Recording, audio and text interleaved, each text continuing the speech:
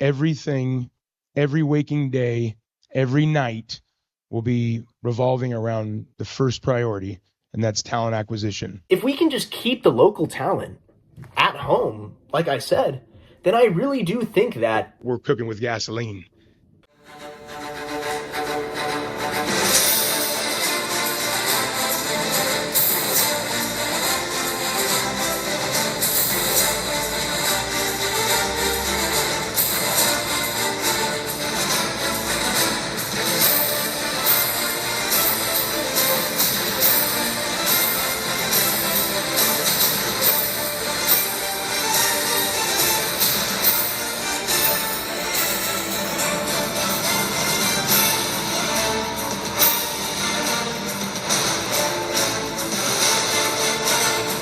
What is going on, guys? Welcome back to Chris Talks Cal. We're not in the usual setup, but we got to talk about how Cal is dominating this 2027 recruiting cycle.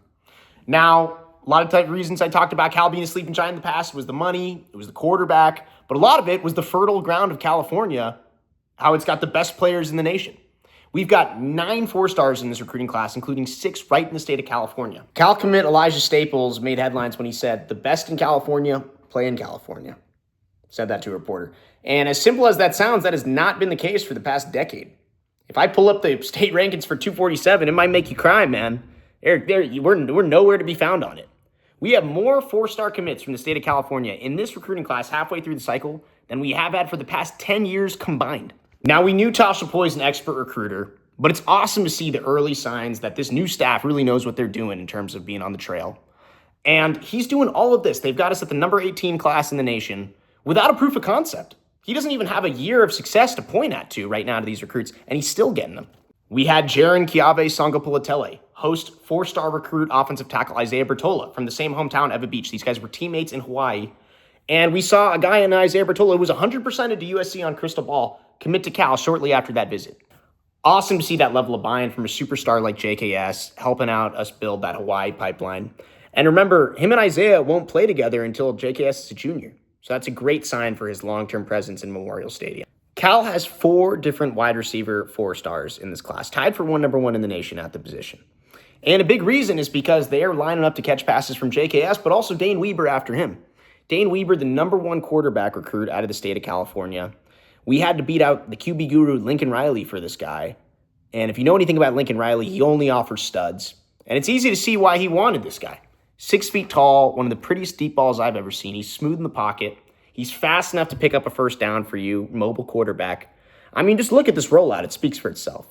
You also consider the fact that he's going to get a whole year to train with JKS and study underneath him, going head-to-head with Nainoa Lopez for that starting job. Dane Weber could be the next face of Cal football. Now, when Geoff MacArthur and Chad Hansen came back to be wide receiver coaches at Cal, it almost felt like a dream. It was like something you'd make up, at a Cal football fantasy land over at Kips.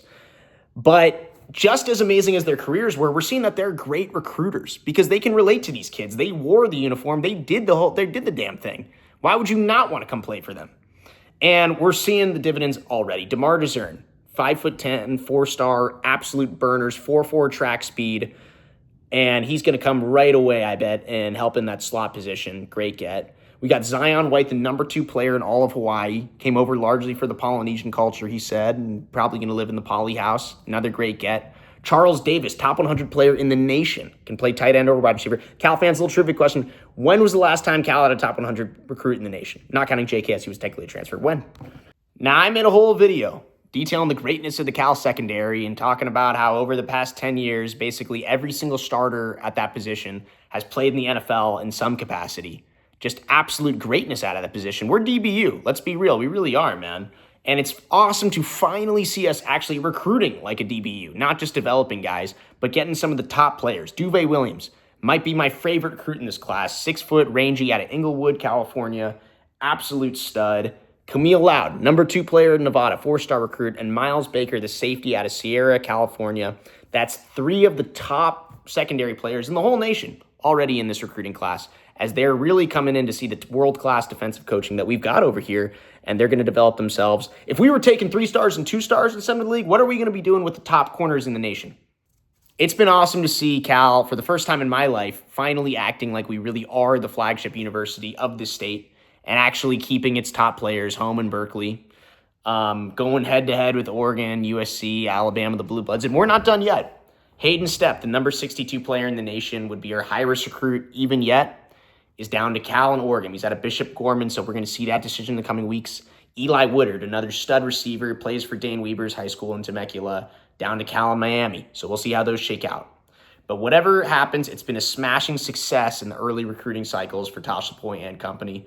And leave a comment, guys, for how high do you think Cal is really going to go up on these leaderboards. And it's a great day to be a Cal fan, man. So go Bears. You guys have a good one.